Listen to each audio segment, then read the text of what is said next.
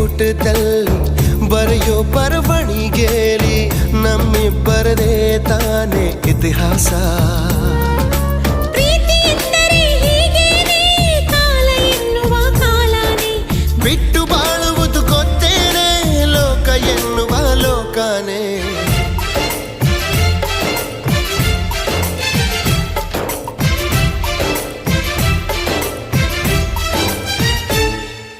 ನಿನ್ನಾಣೆ ನಿನ್ನಾಣೆ ಪ್ರೀತಿ ದೇವತೆ ನಿನ್ನಾಣೆ, ನೀನಿಲ್ದೆ ನಾನೆಲ್ಲ ದೇವರಾಣೆ.